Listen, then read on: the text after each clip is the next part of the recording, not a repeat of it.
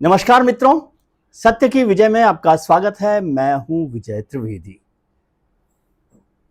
आज के इस खास वीडियो की जरूरत इसलिए पड़ी क्योंकि एक बड़ी खबर आई है, खास खबर आई है जो उपराष्ट्रपति के चुनाव को लेकर, उपराष्ट्रपति पद के उम्मीदवार को लेकर एनडीए ने अपना उम्मीदवार तय कर दिया है। एनडीए ने आज जो भारतीय जनता पार्टी की पार्लियामेंट्री बोर्ड की बैठक हुई, जिसमें प्रधानमंत्री जी हैं, अमित शाह साहब हैं और तमाम बड़े नेता हैं, 11 लोग उसमें पार्लियामेंट्री बोर्ड में होते हैं, उन लोगों ने ये फैसला किया और उसके बाद भारतीय जनता पार्टी के राष्ट्रीय अध्यक्ष ने उपराष्ट्रपति पद के लिए एनडीए के उम्मीदवार की घोषणा कर दी। महाराष्ट्र के जो अभी राज्यपाल हैं सीपी राधाकृष्णन साहब, उनको एनडीए ने उम्मीदवार बनाया है। 68 साल के राधाकृष्णन साहब तमिलनाडु से हैं। लेकिन जो सबसे खास बात है इस बड़ी खबर की, वो खबर की यह है कि फाइनली आरएसएस के नाम को ही मंजूरी मिली। राधाकृष्णन साहब 16 साल की उम्र से संघ से जुड़े रहे हैं, फिर वो भारतीय जनता पार्टी से जुड़े रहे और लगातार काम करते रहे हैं जनसंघ के लिए, भारतीय जनता पार्टी के लिए। तो संघ ने ही फाइनल नाम किया, यानी संघ की विचारधारा के नाम पर मोहर लगी, जिसकी चर्चा हम लोग अक्सर करते रहे थे। पहले भी अपने वीडियो में कई बार मैंने बात की थी कि जगदीप धनखड़ साहब के जो एक्सपीरियंस रहा है, आज सवेरे भी हमने बात की थी कि दूध के जली भारतीय जनता पार्टी छाछ को भी फूंक फूंक कर पिएगी। इसलिए कम से कम ऐसा उम्मीदवार नहीं होगा जो भारतीय जनता पार्टी और संघ की कोर विचारधारा से जुड़ा हुआ नहीं हो, और इस पर राष्ट्रीय स्वयंसेवक संघ अड़ भी गया था। आज सवेरे की बुलेटिन में भी मैंने इस बात की चर्चा की थी कि अभी जो संघ की बैठक हुई है उसमें भी उपराष्ट्रपति के नाम पर चर्चा हुई थी। तो ये तय हो गया था, आरएसएस ने इस बात पर जोर लगाया था कि संघ की विचारधारा से जुड़ा व्यक्ति ही उपराष्ट्रपति हो, न केवल उपराष्ट्रपति हो बल्कि आगे भी भविष्य में भी संवैधानिक पदों पर जो लोग बैठाए जाएं वो इंपोर्ट किए हुए लोग नहीं हो, यानी बाहर से जो राजनीतिक दलों से लोग आए हैं, कोई बहुत मजबूरी हो, जैसे कि कोई सहयोगी दल होता है जिसके लिए जरूरत हो, तब किसी ऐसे उम्मीदवार की नियुक्ति गवर्नर के तौर पर या जो और दूसरे संवैधानिक पदों पर की जाए। लेकिन अब ये तय हो गया था। जगदीप धनखड़ साहब ने, आपको याद होगा कि 21 जुलाई को अचानक इस्तीफा दे दिया था स्वास्थ्य कारणों से।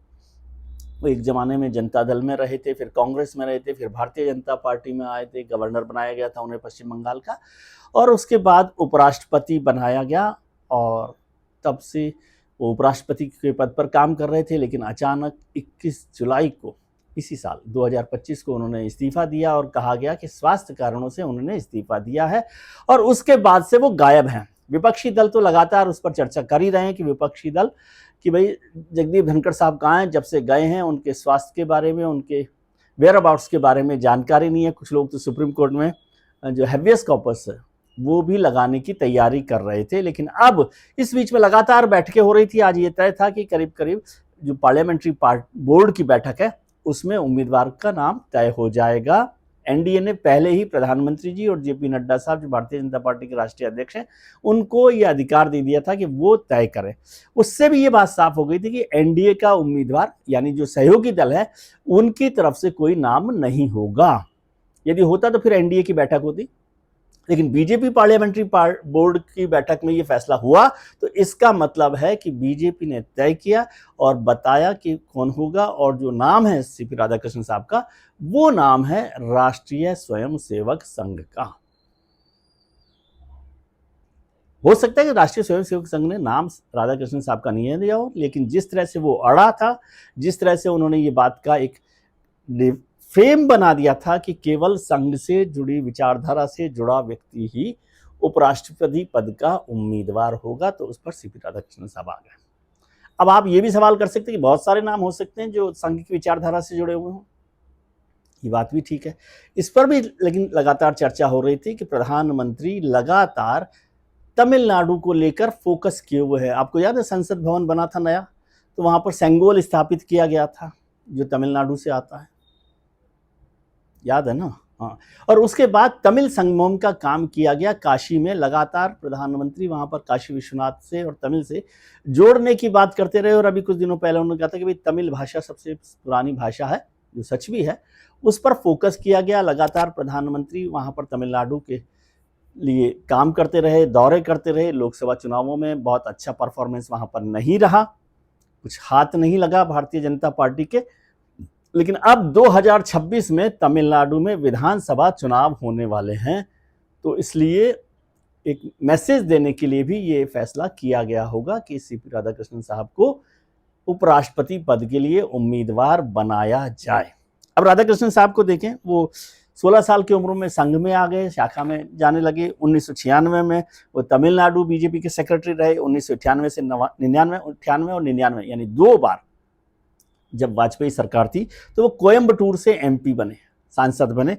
फिर 2004 से 7 तक वो तमिलनाडु बीजेपी के अध्यक्ष थे। 2016 से 20 तक वो कोयर बोर्ड के अध्यक्ष रहे। 2020 से 2025 तक बीजेपी के केरल में प्रभारी रहे और 2023 के बाद वो वहां पर झारखंड के गवर्नर बनाए गए। फिर तेलंगाना के भी प्रभारी रहे, प्रभारी गवर्नर एक तरह से कहना चाहिए, और पुदुचेरी के भी उपराज्यपाल वो रहे थे। और 2024 में उन्हें महाराष्ट्र का गवर्नर बनाया गया। उनका जन्म 20 अक्टूबर 1957 को तिरुपुर तमिलनाडु में हुआ था। अब इसमें एक और पॉलिटिकल एंगल है। अभी जो टोटल इलेक्टोरल रोल है उसमें लोकसभा और राज्यसभा के सांसद होते हैं, जैसे आपको पता है। लोकसभा में अभी इस समय 542 सांसद हैं, 1 सीट वैकेंट है, और वहां पर 240 हैं। राज्यसभा में तो 5 सीट वैकेंट है, तो टोटल नंबर होता है 782, और इसका आधा नंबर चाहिए 50%, वो होता है 391, तो यानी 392 वोट भी मिलेंगे तो वो उम्मीदवार जीत जाएगा। 391 वोटों की जरूरत है। तो इस समय एनडीए के पास 422 वोट हैं, 422, और जो विपक्ष है, इंडिया ब्लॉक और जो विपक्षी दल हैं, उनके पास है 312। तो इसका मतलब एनडीए के पास अभी 31 एमपीज, 31 वोट ज्यादा हैं, और वहां पर तमिलनाडु विपक्ष के पास 79 वोट कम है। लेकिन इसमें बात खत्म नहीं होती है। बात असली आती है अब, कि जब प्रधानमंत्री जी ने तमिलनाडु के राधाकृष्णन साहब को उम्मीदवार बनाया है, तो क्या तमिलनाडु की जो 2 बड़ी पार्टियां हैं, डीएमके और एआईएडीएमके, इस उम्मीदवार के खिलाफ वोट कर सकती हैं? ये महत्वपूर्ण बात है कि क्या तमिलनाडु में डीएमके और एआईएडीएमके राधाकृष्णन के खिलाफ जा सकती हैं, भले ही वो सरकार के साथ नहीं हो, एनडीए के साथ नहीं हो।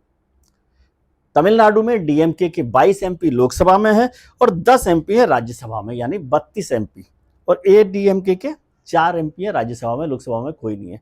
तो 32 और 4 36 एमपी। तो यदि 36 एमपी और जोड़ दिए जाएं इस 31 एमपी में, तो हो जाते हैं 67 एमपी की मेजोरिटी। मतलब बहुमत से भी 67 एमपी ज्यादा हैं, बशर्ते कि एआईएडीएमके और डीएमके के एमपीज राधाकृष्णन के समर्थन में आए। आपको याद दिलाता हूं एक बार कि जब प्रतिभा पाटिल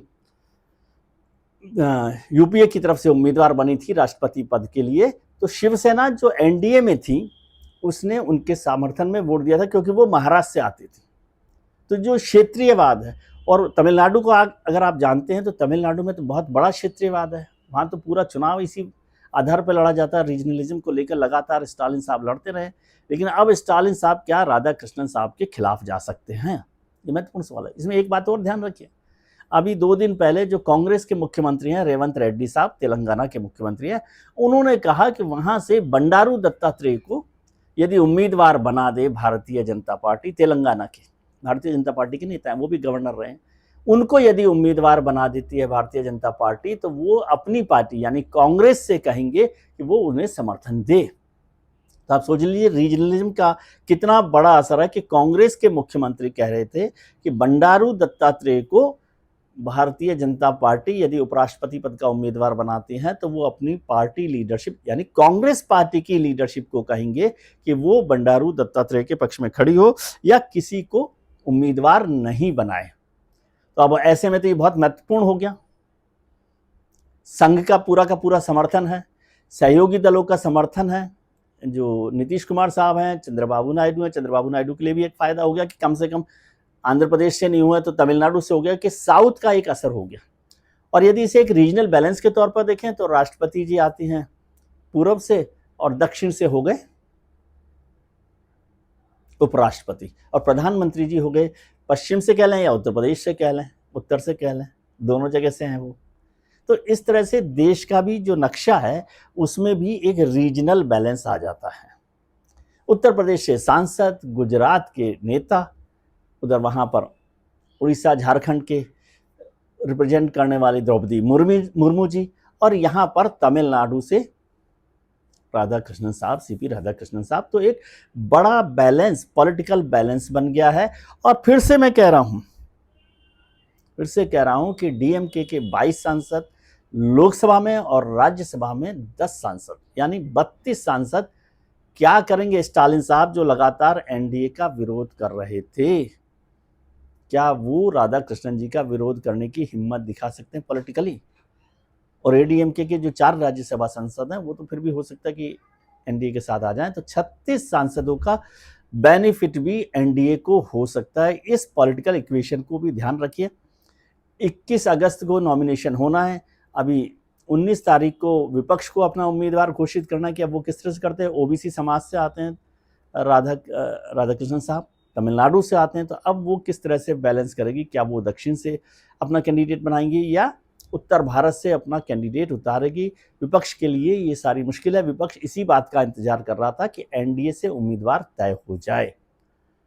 तो प्रधानमंत्री ने संघ की बात मानी, तमिलनाडु का ध्यान रखा। तमिलनाडु में विधानसभा चुनाव होने वाले हैं और उसका एक पॉलिटिकल ट्विस्ट ये है कि जो उनकी सबसे बड़ी विरोधी पार्टी है डीएमके, उसके लिए एक मुश्किल का काम है कि वो क्षेत्रीय राजनीति करने वाली पार्टी क्या राधाकृष्णन जी का विरोध करेगी। राजनीति में खेल ऐसे ही होते हैं और उसके ट्विस्ट एंड टर्न्स वक्त पर पता चलते हैं। तो अब 9 सितंबर को पता चलेगा कि राधाकृष्णन साहब को कितने वोट मिलते हैं, 422 वोट या 458 वोट। लेकिन मोटे तौर पर जीत तय है एनडीए उम्मीदवार की। एक मैसेज के लिए विपक्ष अपना उम्मीदवार खड़ा करेगा। क्या मैसेज वो देना चाहता है, ये सब भी चर्चा होनी है। मेरे ख्याल से अब नए राष्ट्रपति, उपराष्ट्रपति के चुनाव के लिए राजनीति आगे बढ़ेगी। आज के इस खास बुलेटिन में इतना ही। आप अपना ख्याल रखिए और उनका ख्याल रखिए जो आपका ख्याल रखते हैं। अपने मित्रों, परिजनों, रिश्तेदारों के साथ मस्त रहिए, व्यस्त रहिए, स्वस्थ रहिए। प्रणाम, आभार, शुक्रिया।